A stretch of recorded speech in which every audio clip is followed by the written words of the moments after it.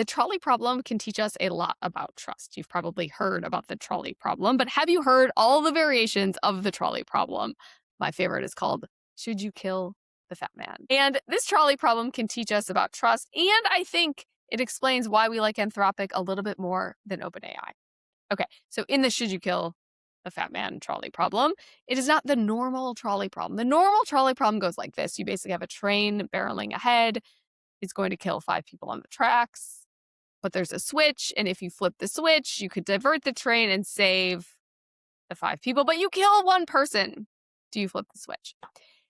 In this variation, this David Pizarro variation, David Pizarro is a moral philosopher at Cornell. He basically says, look, you're standing on a bridge. If you push a large man, a fat man, over the bridge, it will kill the fat man, but it will save the 5 people. Do you do it? And David Pizarro is much less interested in our answer to that question and much more interested in how we judge the people making the decision. So, do I think you are a good person or not a good person if you push the man? So, the first lesson here is that we tend to judge others more harshly if they are consequentialist. Consequentialist meaning I am somebody who's going to push the man over the bridge to save 5 people.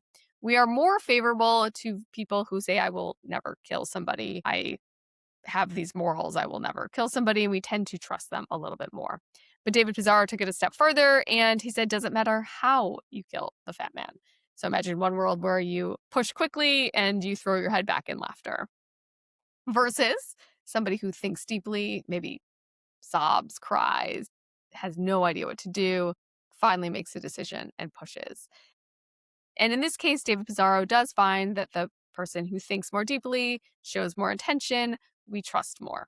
So how would we connect that to AI and Anthropic?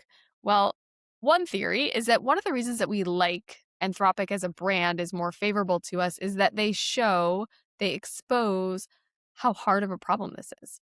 So they are thinking out loud, they're agonizing, they're scratching their head, they're saying, man, we are taking this really seriously.